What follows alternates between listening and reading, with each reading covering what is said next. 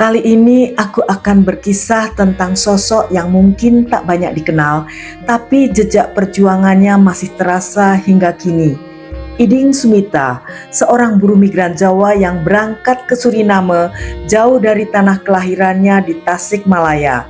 Menurut catatan sejarah dari Arsip Nasional Belanda, Iding Sumita berangkat menjadi kuli kontrak di Suriname saat masih pemuda pada usia 17 tahun. Di tanah asing itulah ia bukan hanya sekedar mencari penghidupan, tapi juga menanam benih perlawanan, memperjuangkan hak-hak sesama buruh, dan kelak menjadi suara penting bagi komunitas keturunan Jawa di Suriname. Melalui Jopar, Jawa Paramaribo Farm, lini masa 1890 sampai dengan 1939, aku akan bertutur tentang jejak yang tak terlupakan.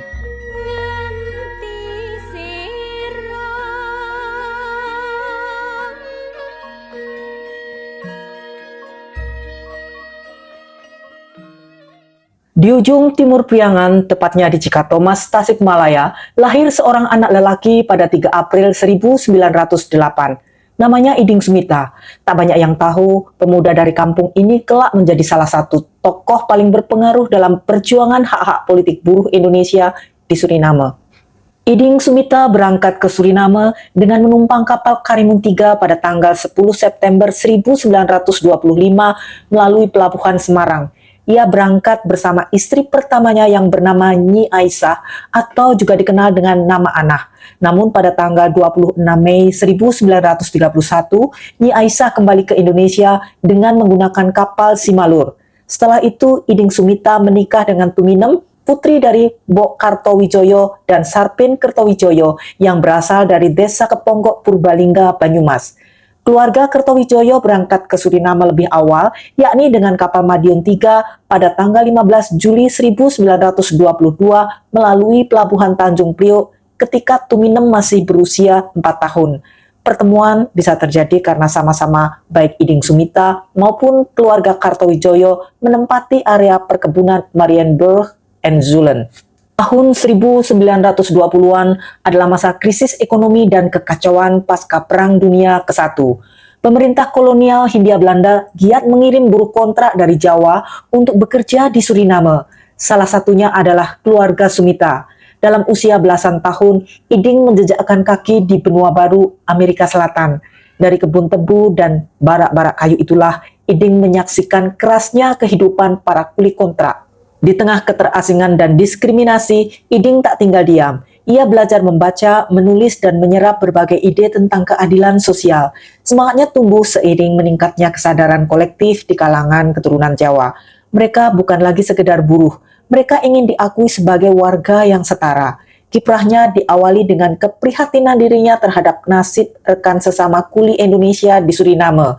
Keterbatasan membuat buruh yang meninggal dunia dikuburkan dengan tidak layak. Atas hal tersebut, Iding menggagas penghimpunan dana pemakaman secara swadaya, sehingga ketika ada buruh yang meninggal dunia, bisa dimakamkan secara layak dan terhormat.